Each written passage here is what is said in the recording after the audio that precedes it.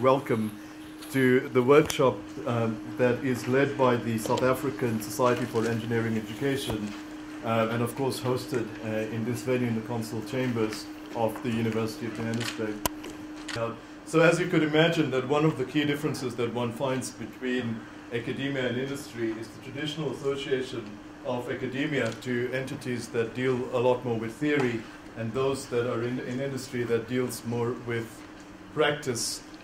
There is a difference that I tend to often speak with my colleagues in academia, that in academia you're told that you publish or you perish as part of the research outputs that is expected from academics. I had some affiliation to an industry that worked in the area of defense and peacekeeping, as it's used formerly in the military area. And what one is very quickly told there is that you publish and then you perish. So that is a difference that one finds at least in certain industrial sectors. The other one, which I have to be careful in how I put it to you, is that the one entity, the one of the two, thank you for not having to use your imagination in looking at the slides.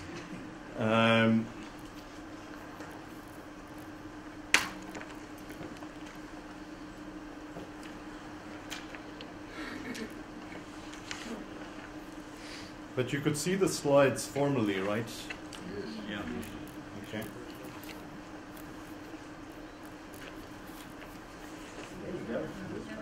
Okay. Right, so the one example and comparative that is used is that the one industry is compared to one that is printing, and the other that is used that is compared to one that is running a marathon.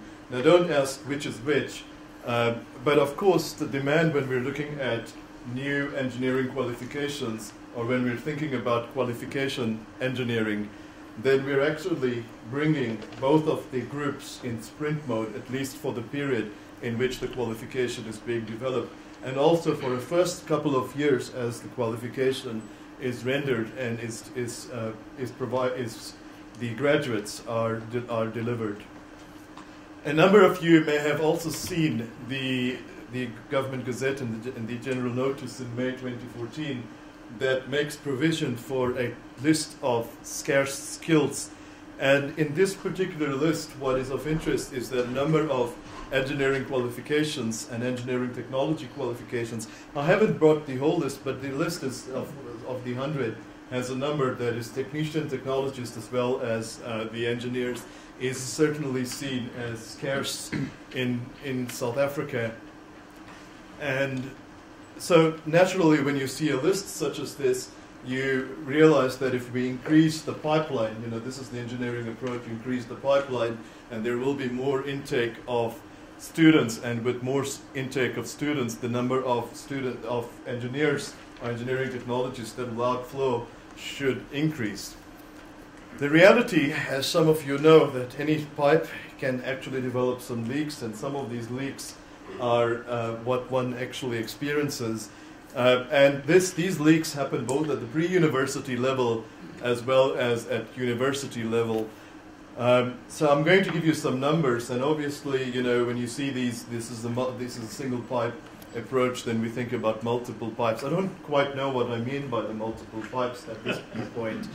But there could be approaches of internships that take place in advance of before a student comes into a university system as avenues to change this. So I give you some figures on the pre-university scale. You're told that no good presentation is good without numbers. So this is one of the slides. The graphs come in later. On this slide, what I try and show is the number of students that take part in a national senior certificate examination annually, some 560,000 students, and only about a third make the requirement, just to give you a feel for the baccalaureate or the bachelor's degree. And if you zoom down into looking at those that may meet the requirements for some of the programs, and these requirements do tend to differ, but it gives you a feel of about 14.5% that actually have completed and has satisfied and obtained a mark in physics of 60, or physical science of 60% or more. So immediately you realize that we do, and we are very appreciative of our counterparts from industry that are here today, because we do definitely need some support, and some the images show, and in this context we talk about the pipeline. But I thought I will, just on adding perspectives, that I don't know if you have experienced the same, but when we think about the public perception of engineers, and I don't know if you have, friends or colleagues in other disciplines, and when you speak with them and you ask them, so what are some of the important disciplines that you get today? And one tends to hear professions in the health science, medical doctors, you tend to hear of accountants, you tend to hear of educators, you tend to hear of folks coming from different management disciplines. And I remember asking students at one point, and this was in a mixed group of, in a first year, it was a fairly large group, and there was one that raised and said that even lawyers, I don't know, don't put too much focus on even, but engineers came up a little lower on the scale of what is the public perception in terms of a contribution that engineers make. It could be that, scarce is also pronounced sometimes as scarcity, or scare skills, and one sees. I'm very glad that there are folks that are picking up on the scare, but relating to the World War II, where engineers did have their contribution in the military, but since then we have called it the defense and peacekeeping industry, so things have become better. But there is a perception that a lot of engineering tends to deal with destruction and not all with construction. Fortunately, the infrastructure initiatives that are taking place in South Africa as well as on the African continent bodes well in terms of how engineering actually constructs a nation and constructs a continent. But once the students come into university, we don't improve their lives too much further, and you will see maybe this image gives a picture of what students think before they join a program and what really happens. But we know that if you serve an engineer, we have a better chance of saving the world, and engineers do tend to work in terms of advancing technology that benefit humanity. So I'm going to put that tilt, and this tilt was also evaluated by the National Academy of Engineers of Engineering in the United States, and they came up with a book, this was about 3 years ago, which deals with changing the conversation and avenues that we should do as a profession in terms of improving the public understanding of engineering.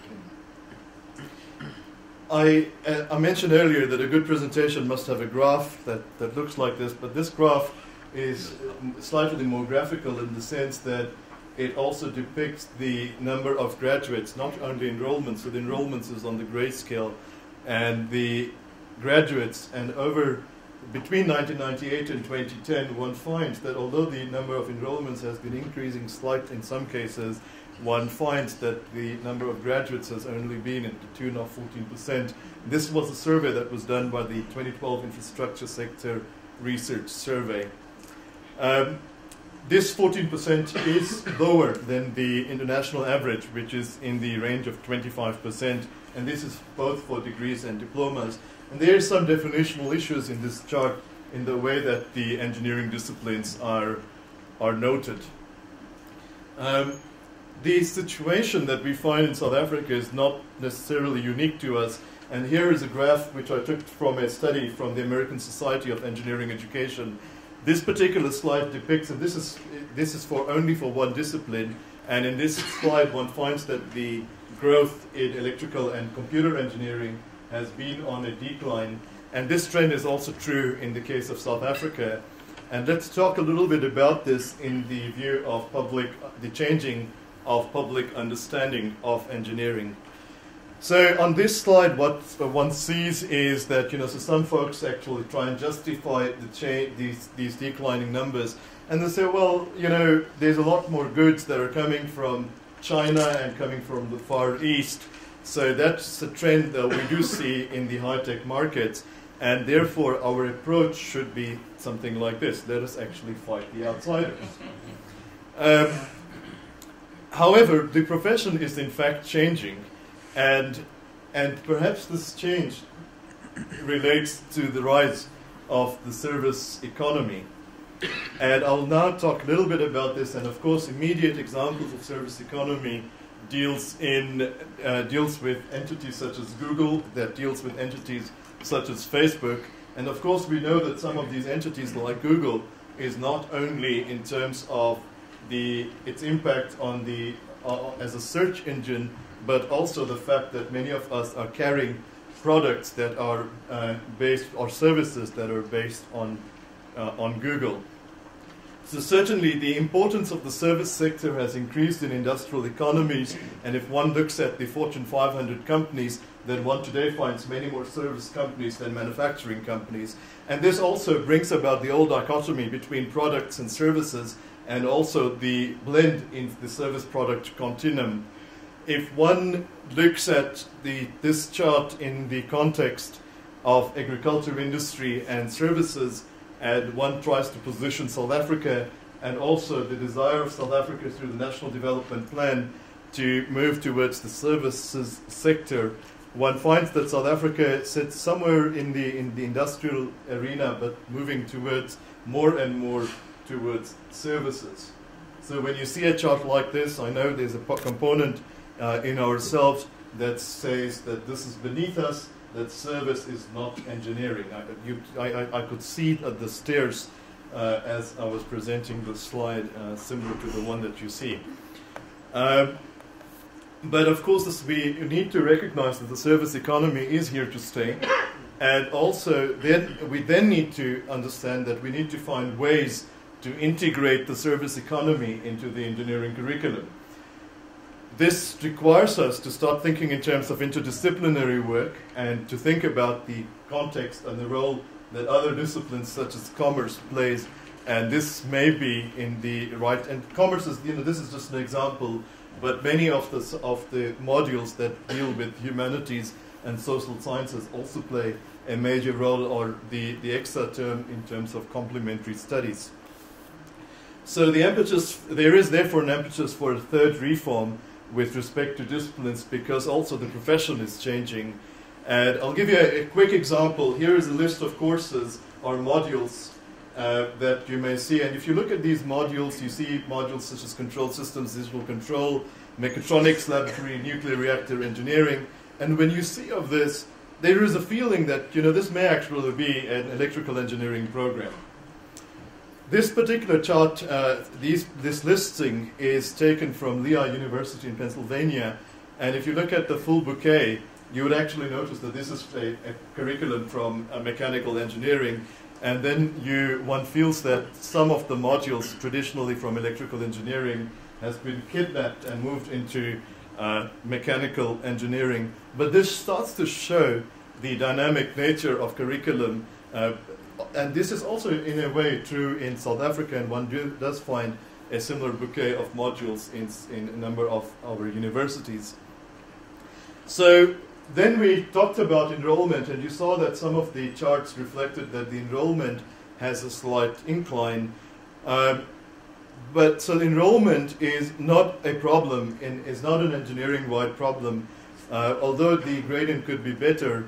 But one finds that in South Africa, as well as in the United States and in a number of other countries, that mechanical and civil engineering that are thought to be broader and more relevant to the contribution to society tends to attract more students. There's an aggressive expansion of these disciplines that tends to include robotics in the mining environment, robotics in the environment in many of the areas in mechanical engineering. So we don't really know where some of these disciplines are. The use of pyrosensors in the way that we construct bridges to determine if there are any perturbations or any changes in the structure of these bridges. So this is there, and this is something that we perhaps needs to recognize.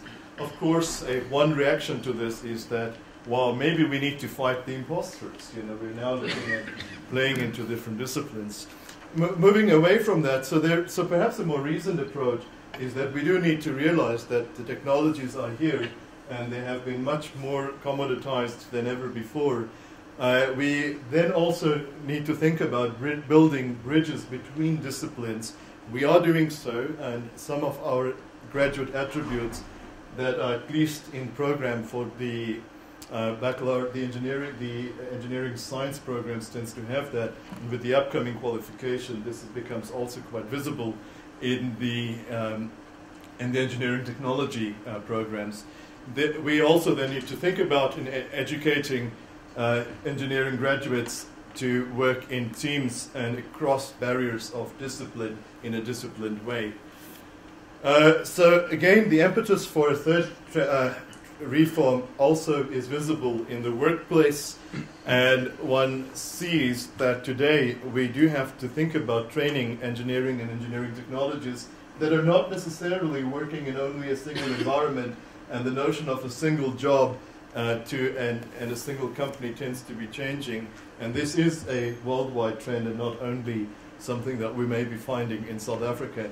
Some data, so I could find some data very easily from the US to find that where you have, even when we have unemployment rates that remain low, one finds that there is a high turnover.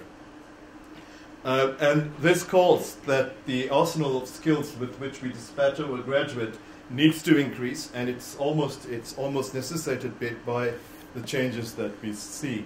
So one possible reaction is that we therefore need much better protection for these working engineers, better cages so that they can work in the same discipline. I don't know what I mean by the cages, but it has...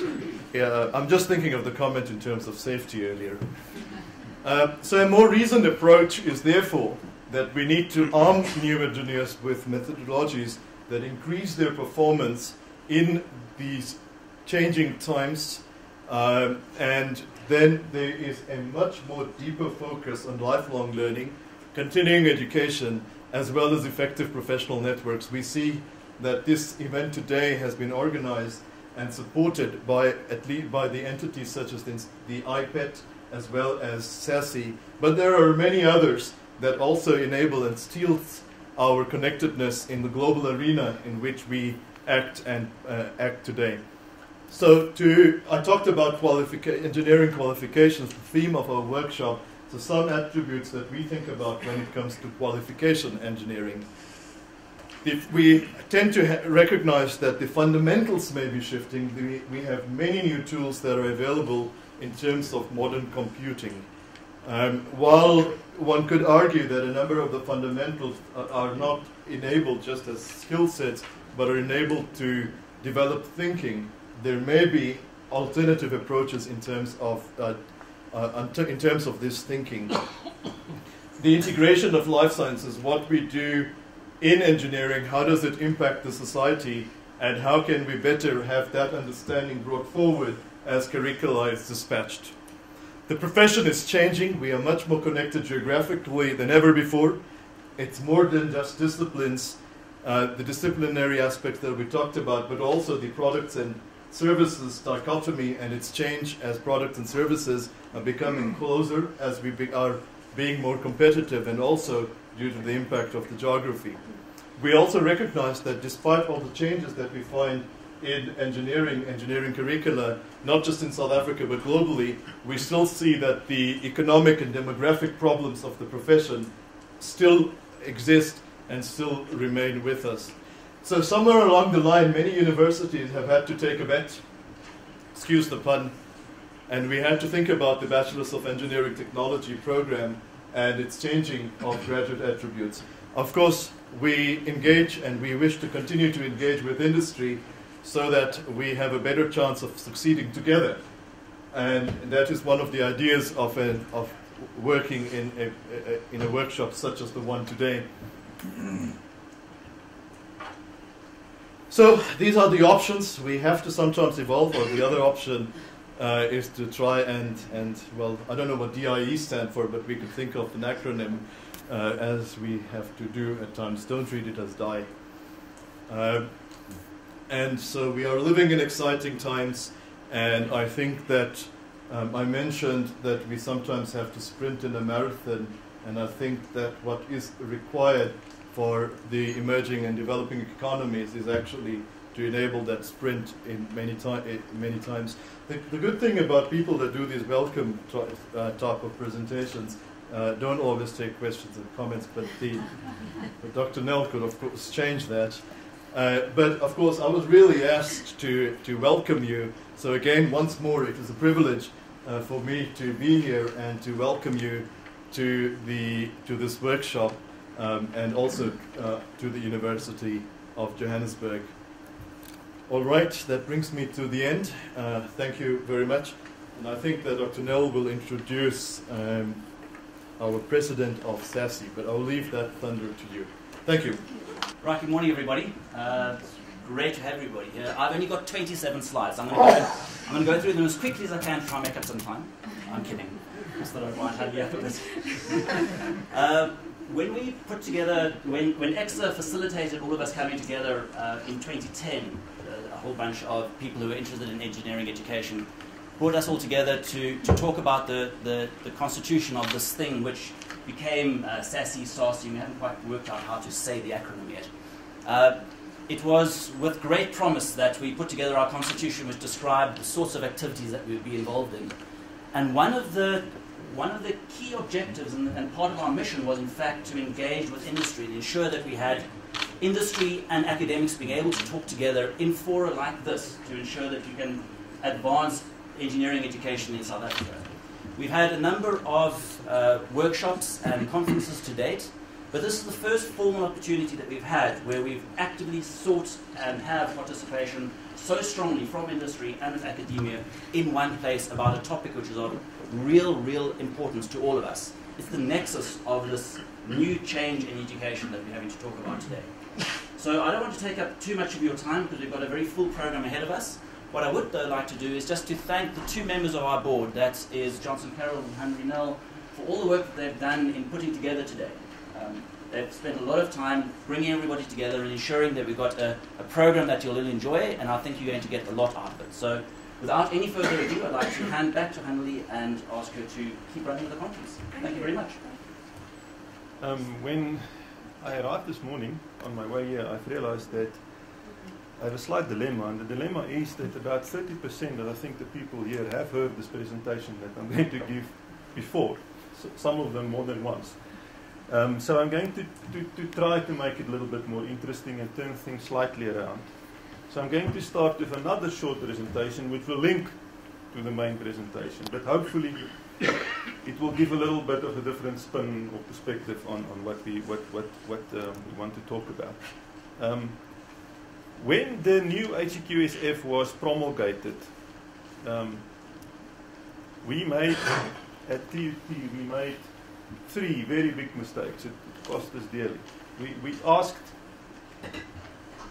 the advisory committees, you have this document, which qualification in this document do you want us to present?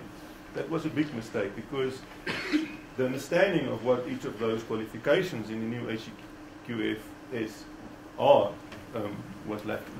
The second big mistake we made is, we asked them the question, should we train technicians, technologists, or engineers? And then we discovered that everyone you speak to have a different understanding of what a technician, a technologist, and an engineer are. So it created another chaos. And the third mistake we made is we asked the academics in the departments, what do you think we should do? Big mistake, because if they've got a prestige issue, they all said in future we only want to do BEng degrees. Or if they were not well qualified, they said we should stick with diplomas and nothing else. So we needed a different approach to get a sense of how do we need to move forward in this space. And then we've done the survey. The survey was something we've done 3 years ago. And the purpose was not to ask people, do you want us to do diplomas or degrees? Or do you want us to train technicians or technologists? The purpose was to determine what are the competencies you want if you've invested R500,000 for someone to study for 3 years at the university like TUT. Or what competencies do you most need in your environment? Because the answers to all of these questions are very different than just asking people, choose a qualification from the HEQSF, or what do you want us to do? So we asked 110 of our advisory committee members, and that was an online survey, and about 59 of them responded. So the response rate, I think, was not too bad. The questions were based on the core attributes defined by the international community for technicians, technologists, or engineers, not about what BEng thinks the technician should do or what Sarel thinks the technologist should do. And we've also covered some work-integrated learning issues. The purpose was to establish a preferred competency profile to enable us to select a qualification from the HEQSF. Because if the industry we serve can tell us, this is the profile of someone, then we can go to the HEQSF and find a qualification that matches that profile or that exceeds that profile. So the questions and responses, we've asked 6 main types of questions. I quickly want to run through them with you. The first one said, the main focus of engineering education at a UOT, but it can be for any type of institution depending on your industry and the market you service, should be to teach students to solve problems having one of the following 3 characteristics. A, problems with few conflicting constraints that can be solved using standard codes and procedures. In other words, there's a card with a red light, you look in a manual, you find that you need to replace that card with a different card. Problems with some uncertainty and conflicting constraints, where solutions partially fall outside standard codes and procedures, so you cannot look up the answer in a book. And then unfamiliar problems with large uncertainty and many conflicting constraints, where you really have to use a lot of knowledge and a lot of brains to solve them. And I do not know how many people of industry we want, but I don't think we have got the time to do a survey here. So perhaps at a different forum, because it would have been interesting to see how the results compare. In our case, the majority of the people that we serve said that the type of animal they want is a person that can do a little bit more than look up an answer in a book. He should be able, or she should be able, to solve problems with some uncertainty and conflicting constraints where solutions partially fall outside standard codes and procedures. 47% in fact of respondents said that. The second question we asked is to ask that should the main focus be to teach students to engage in a range of engineering activities. So the emphasis is on a range of activities which involve limited resources, have limited interaction, and require standard materials and techniques. B, involve a variety of resources, might interact and often require the use of new materials and techniques in novel ways, or involve diverse resources, interact significantly, and extend beyond the use of existing materials and techniques. And once again, you can see that you are talking about 3 different types of persons here. And in our case, nearly 60% of the respondents said that we should train people that is not trying to only work in a very, very limited environment where there are little interaction, but that it should be someone who can work in an environment that involves a variety of resources where there are interactions between activities. The third question dealt with theoretical knowledge, and once again the questions asked were, should the education have a limited theoretical knowledge and extensive practical knowledge embodied in standard practices and procedures?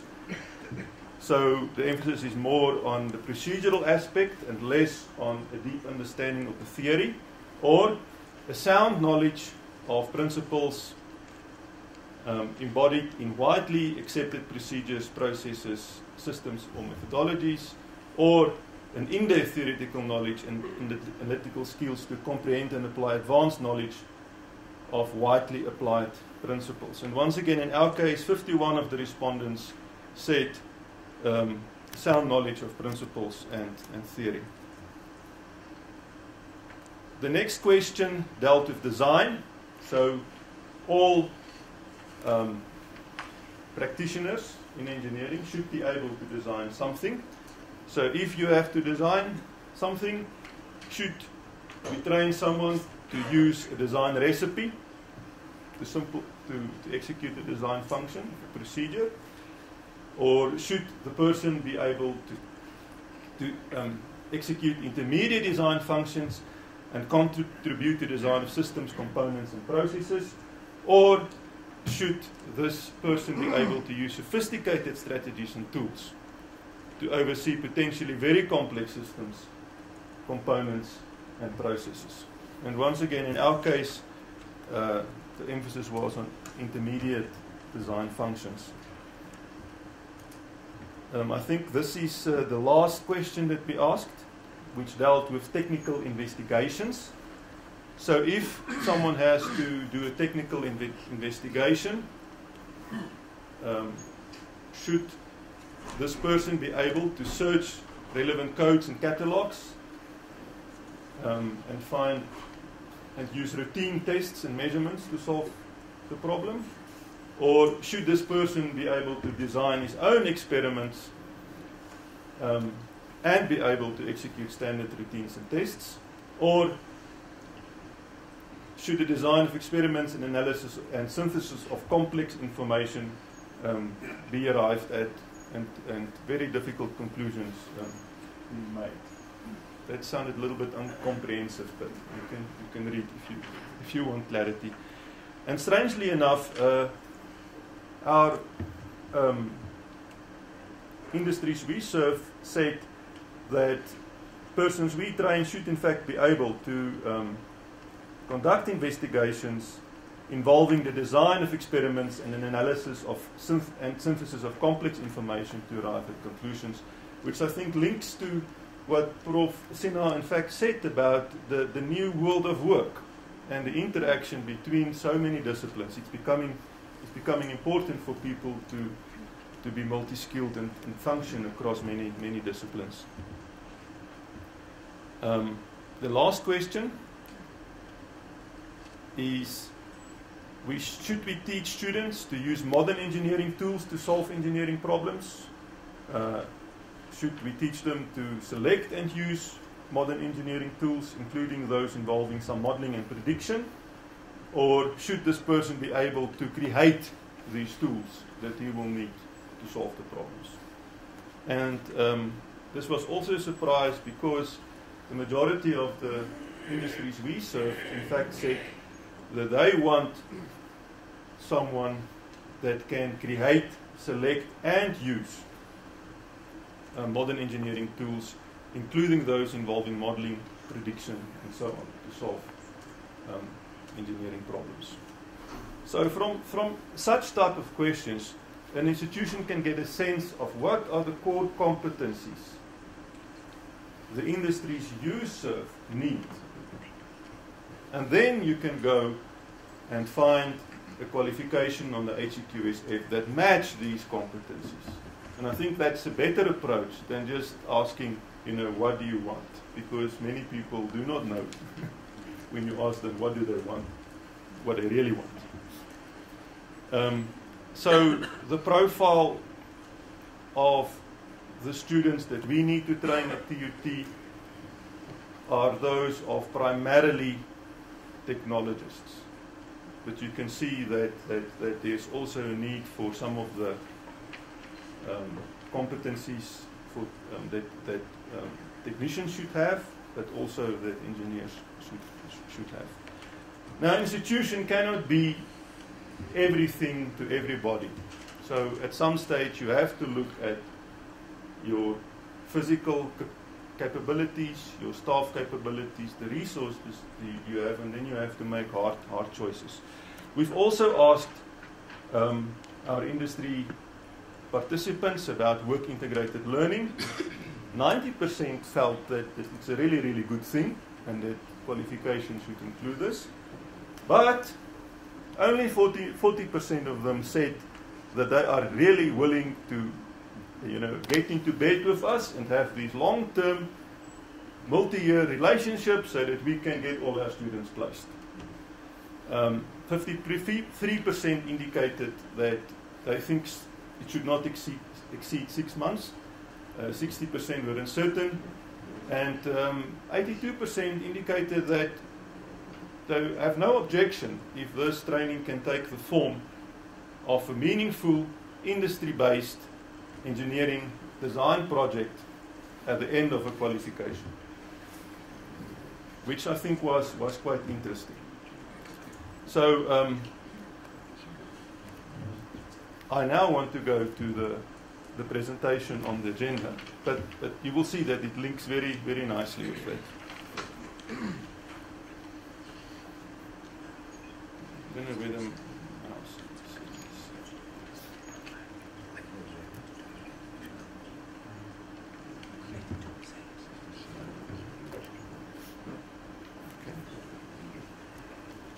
Good. So let's now look at engineering qualifications and the higher education qualifications sub-framework. This is a shortened version of a presentation that was prepared by the Engineering Standards Generating Body. And as I said before, many of you have heard this presentation before. So I really want to make it a little bit more focused and a little bit shorter. If there are really in-depth questions, then we are also privileged to have the the chairperson of the Engineering Standards Generating Body with us today, Dr. Keith Jacobs. So he will help me to face questions if there are some of them. Good, so the purpose of this presentation is to give you an overview of the revised HEQSF, how it fits into the NQF, and the associated qualification standards that were developed for technicians, technologists, and engineers. You're welcome to perhaps take a better seat, sir. Good, so the National Qualifications Framework has got 10 levels, each with associated level descriptors and 3 sub-frameworks. When I've learned about this the first time, I was quite taken aback. I didn't know how this fitted together. But the 3 sub-frameworks are the General and Further Education and Training Qualifications sub-framework, the Higher Education Qualifications sub-framework that mainly affects universities, universities of technology and comprehensive universities. And then also we have the Trades and Occupations Qualifications sub-framework. So graphically, this is how it all fits together. So you can see that you've got 10 levels. You can see that the OQSF spans all 10 levels. At the moment, levels 7 to 10 I think is still pending. At the time of this presentation, it was still pending. At the bottom, you get the GFT-EQSF and the TVET colleges. Previously, the FET colleges are part of this. At the moment, there's uncertainty about whether level 5 should be part of the GFT-EQSF or it should stay part of the HEQSF. And then we have the HEQSF, which spans levels 5 to 10. Starting with a higher certificate and ending with a doctoral degree. So I think it's important to keep this picture in mind, because the rest of the presentation will mainly focus on the HEQSF. But ECSA can register any qualification on any one of these frameworks for meeting the minimum educational requirements for registration in a specific category. So ECSA is not married to any one of them. responsible for what? Because if we talk about this, it's important to know who you should speak with. The Minister of Higher Education and Training has got the overall responsibility of the NQF. SAQA, he's still responsible for the development of policy and criteria for registering standards and qualifications on the NQF, based on recommendations from the quality councils. Each of these three sub-frameworks have their own quality councils. In our case, in the case of the HEQSF, the CHE is responsible for the development and management of the HEQSF, for advising the Minister on matters related to the HEQSF, and for the development of standards and the quality assurance of these standards. ECSA, Engineering Council of South Africa, is a statutory body established in terms of the Engineering Professions Act to regulate engineering professions. There is a MOU between ECSA and the CHE. We've discovered that that MOU does not mean much, but there is one on the table. The Engineering Standards Generating Body is a high impact committee of ECSA that looks at engineering standards.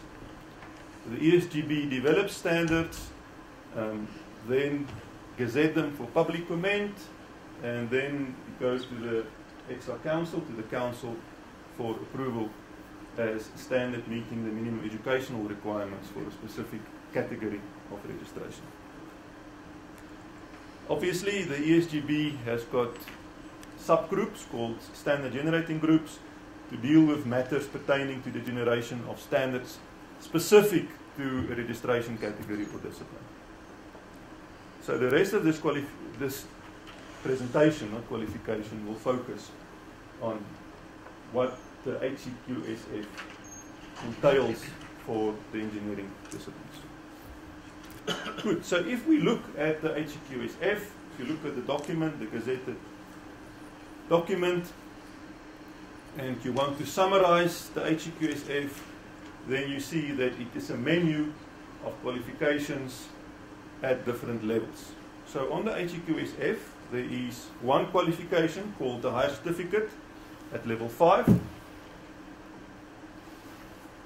There are 3 qualification types at level 6, an Advanced Certificate, and two different types of diplomas. There are 2 qualification types at level 7, namely an Advanced Diploma and a Bachelor's degree, typically a 3-year Bachelor's degree. There are 3 types of qualifications at level 8. That will be a professional Bachelor's degree, an honours degree and a postgraduate diploma, master's degrees at level 9 and doctoral degrees at level 10. So given this menu, the ESGB then had to decide what suite of standards are we going to develop that match the HEQSF with the different exit levels. And at the time when this presentation was prepared, which was February 2013, we've developed quite a number of these standards, and some other standards are also in the pipeline, which I will just mention. So what has been developed is a higher certificate at level 5 for engineering support occupations.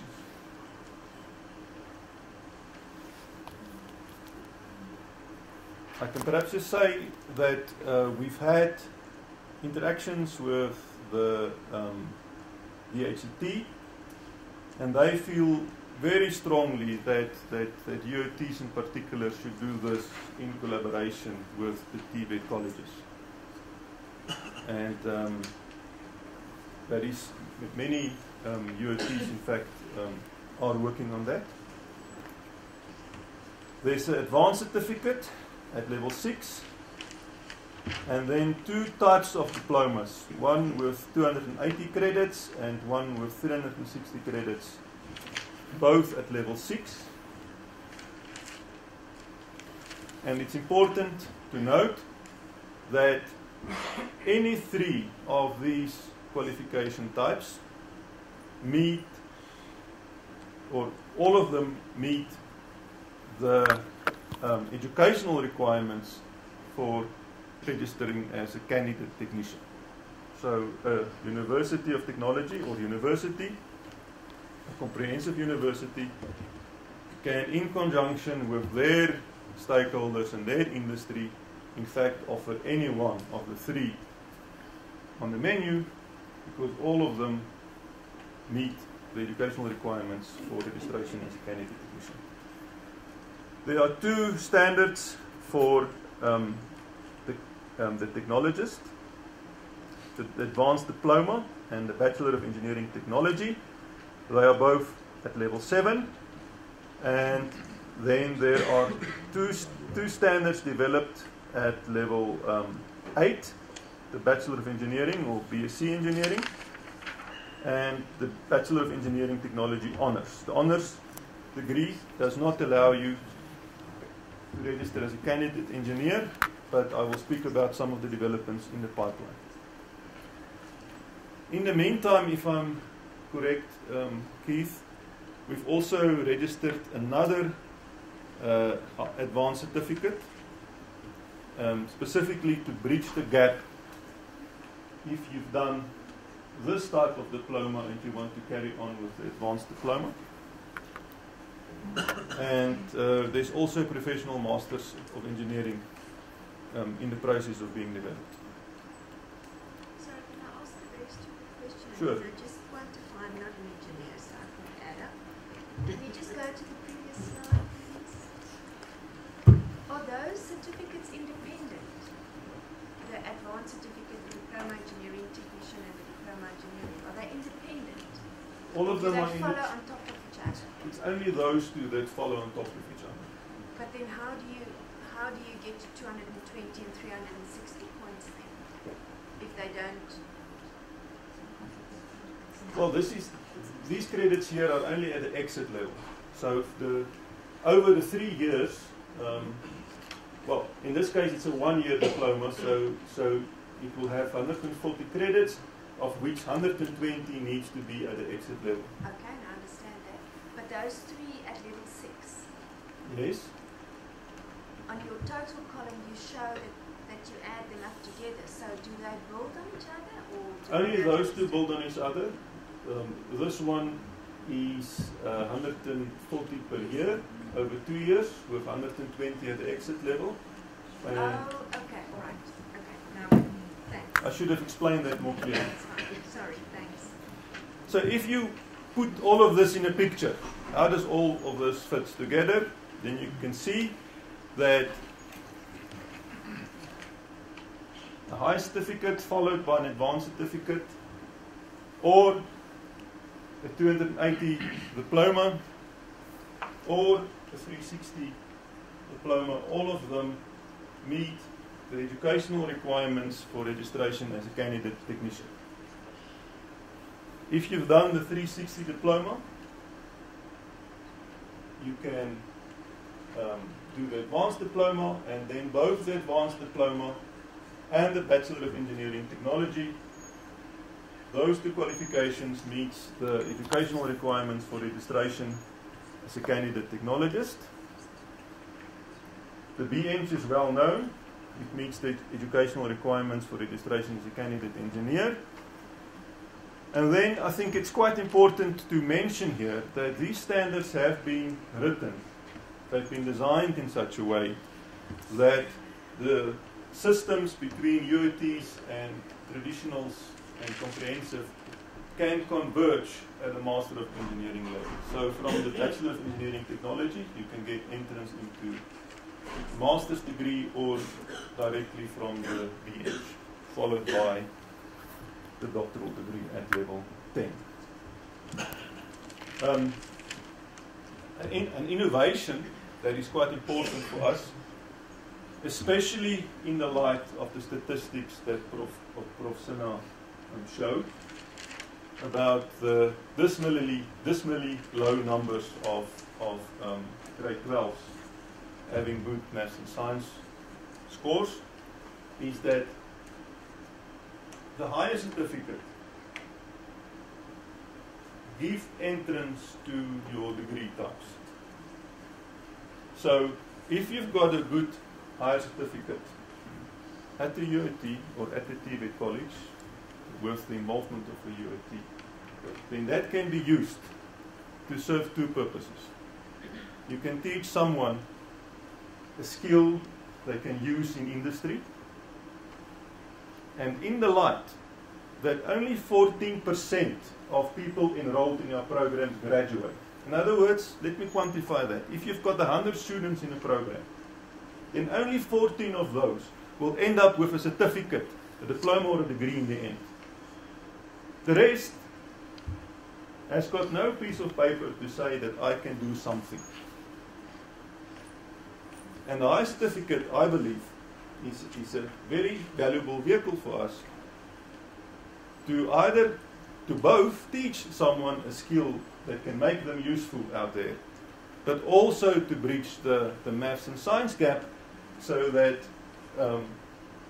they can either then go into diploma or one of the degrees. So I think the high certificate will become, until such time as our school system is fixed one day, a very important qualification for us.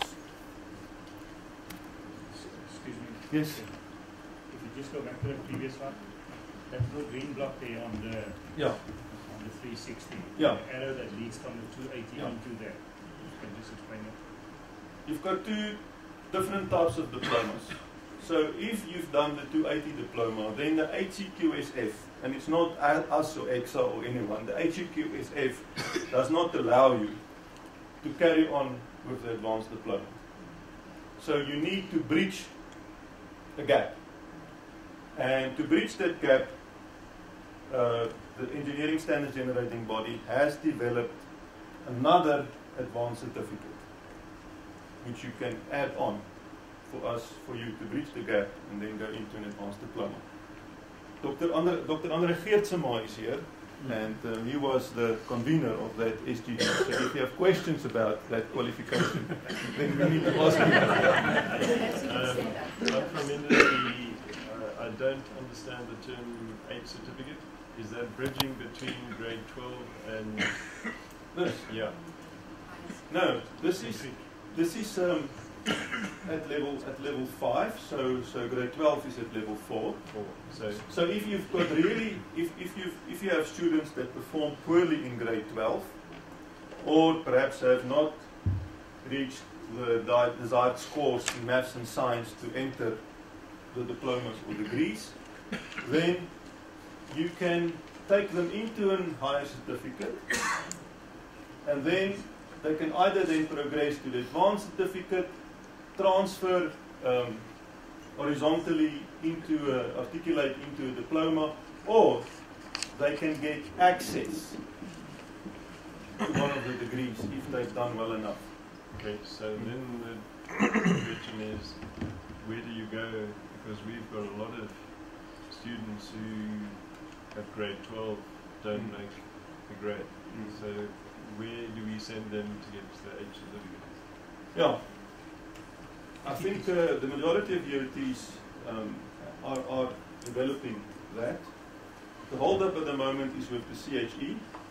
So the moment they give us the green light to say that they are ready to take the standard and register it with SAQA, then UATs can start offering the higher certificate. At the moment, that process is not done yet.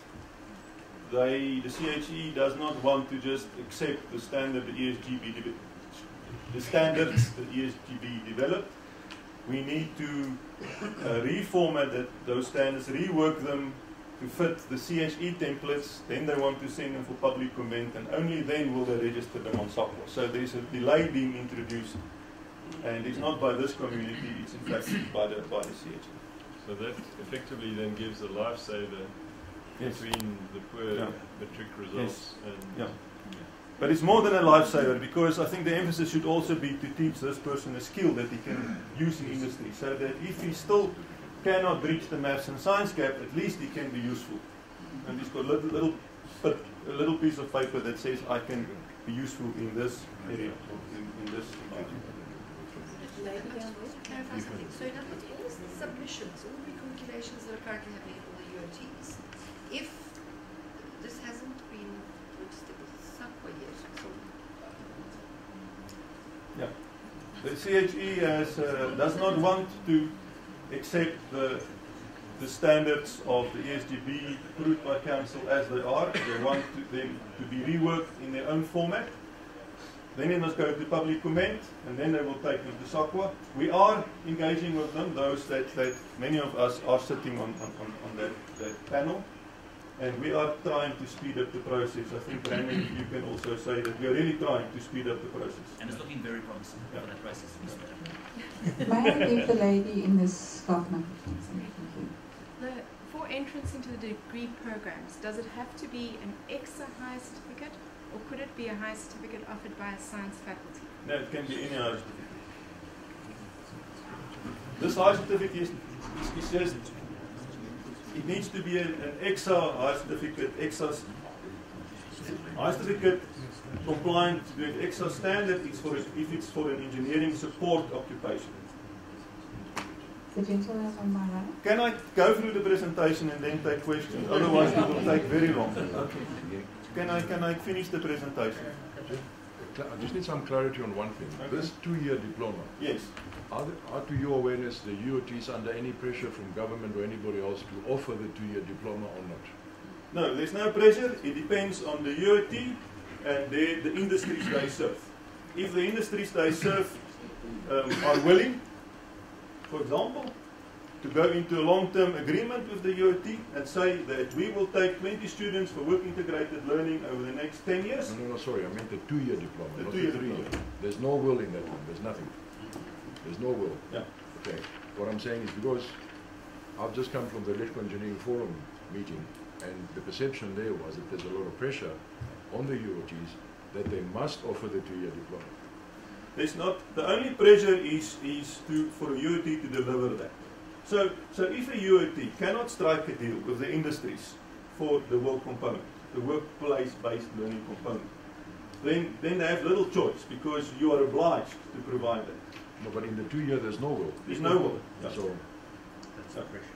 So there's no pressure. So you're saying, if I understand you correctly, that a UOT could either choose to do the 2-year diploma as an entrance to the BT or the higher certificate. Yes. It's up to the institution and the industries they serve. We have talked about these profiles. That was my, why I started with another presentation, to give you a sense of what these profiles entail for the 3 different categories that we speak about. So I'm not going to go into the detail of this now. Let's talk about a little bit about work-integrated learning issues.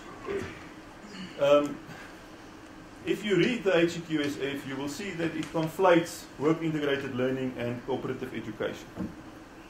So many things can be said about that. So I'm not going to open that debate here. However, as far as ECSA is concerned, we define WIL as an educational approach that aligns and integrates academic and workplace practices for the mutual benefit of students and workplaces. Sweet and short.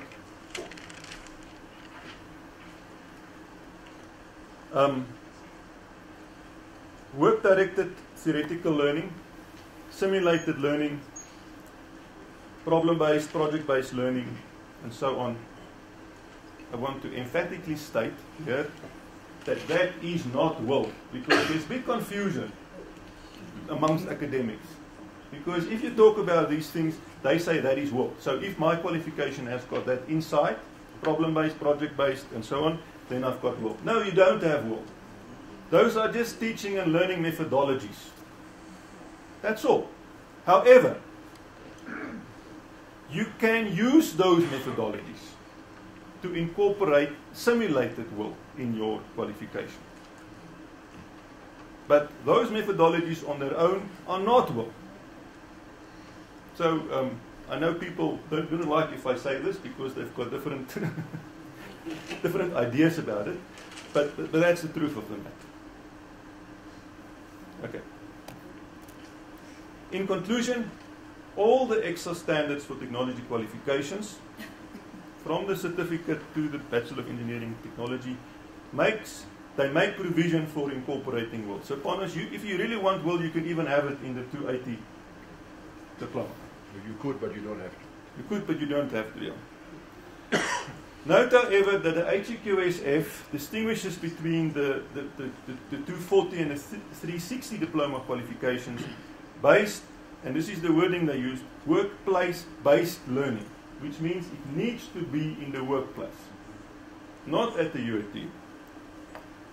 Both these diplomas can or should include WIL, but the 360 diploma may, and the emphasis here really on may, because that is the word used in the HEQSF. The 360 diploma may include up to 120 workplace-based learning credits.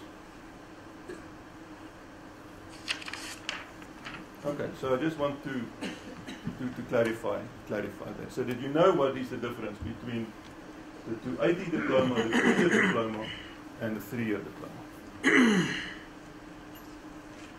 The ECSA 360 diploma standard specifies a minimum of 30 credits, more or less equivalent to 1 semester of work integrated learning. Now, if we talk about standards, engineering standards, then all the standards have got the common stem of exit level outcomes. And I've listed 10 there, the 10 common ones. I know that the new standard that has been recently developed for the BEng have got 11, because exit level 7, which one has been split? One of them has been split into 2. And the 360 diploma has also got 11 because the 11th one deals with work integrated learning. But what is common to all these engineering qualifications are the 10 exit level outcomes that you see here. And they deal with the solution of engineering problems. They deal with the use of maths, basic science and engineering science to solve engineering problems. They deal with design and synthesis. They deal with investigations, skills and tools, and so on. I'm not going to read all of them to you here. So, all the different practitioners need to do these things. However, if, for example, we take exit level 4, design and conduct investigations and experiments, then the translation of that exit level outcome into outcome statements will be different for the different types of persons. So, for an engineer, he or she will have to conduct investigations of complex problems. And complex problems are characterized by certain characteristics listed there. The technologist needs to conduct investigations of broadly defined problems, and the technician will conduct investigations of well-defined problems.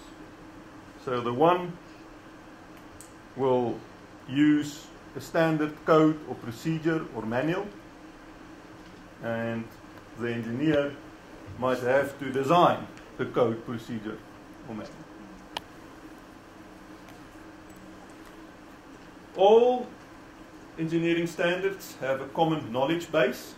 The knowledge base specifies the minimum total number of credits, the credits at the exit level, and then the baseline credits in each of the following knowledge areas.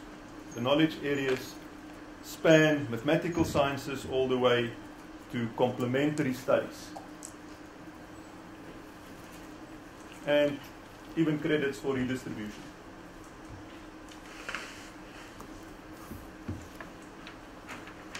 Good, so let's look at the higher certificate for engineering support occupations. These higher certificates will be at level 5. The standard provides for two types. Type A, which you will see, which has more maths, engineering, science, and so on, or if you want to progress to the advanced certificate.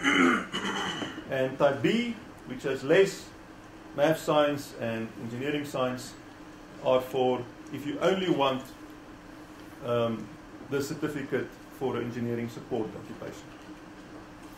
So you even have that freedom inside the higher certificate.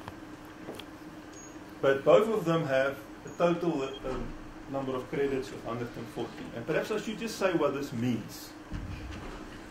If a qualification has got 140 credits, what does it mean? It's important for industry, I think, to know this. You multiply by 10. So 140 times 10 is 1,400.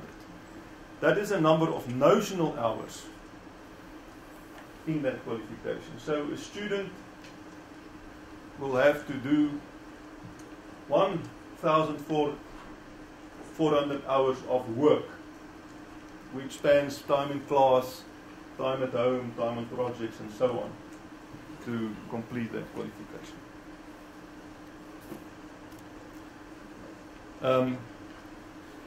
For the technician, which is at level 6, remember we've said that there are 3 types of qualifications.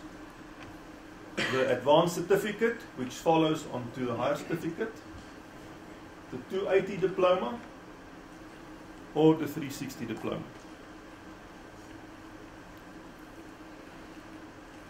So for the advanced certificate, or the 280 diploma, both of them have a total of 280 credits, and the 360 diploma have a total of 360 credits, including a minimum of 30 credits for work integrated learning, a significant number of credits for redistribution, and I think, once again, in the light of what Prof. Sinha said about the new world of work, what I found in my environment is that people are very, very, very reluctant to distribute credits to produce more rounded diplomas and graduates. They want to cling to that and keep it for the discipline. And I think that is perhaps not the wise thing to do in future. But yeah, so this is an illustrative example of how the two certificates and the diplomas fit together. So the standards have been designed in such a way that you have the higher certificate, which is followed by the advanced certificate. If you group them, if you put them together, then together they form the 280 diploma.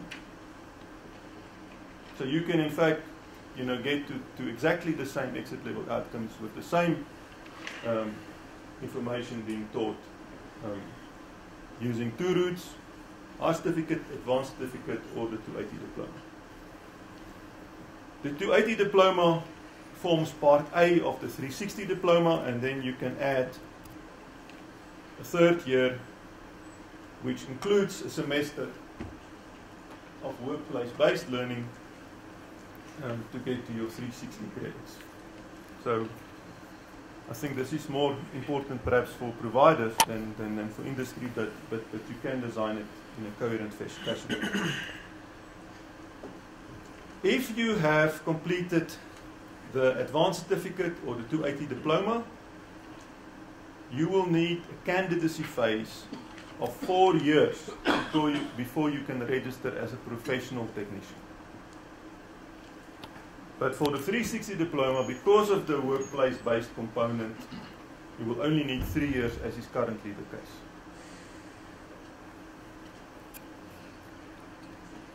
Let's look at the technologist baseline. Once again, there are 2 options. The advanced diploma, which is the diploma that follows on to the 360 diploma, and the Bachelor of Engineering Technology. The Bachelor of Engineering Technology has got a total of 420 credits, roughly equivalent to 4,200 notional hours. Both the Advanced Diploma and the BEng Tech gives you access to an honours degree.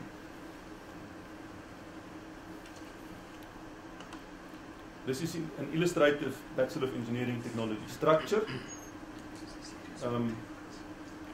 I just want to mention that many international studies in fact showed that if you design qualifications with year subjects instead of modularizing and semesterizing everything, then your throughput in fact goes up because there's bigger integration, there's more coherence, and there is more time on task during the year. So that is just a side remark for those providers busy designing, but I mean it's not prescribed.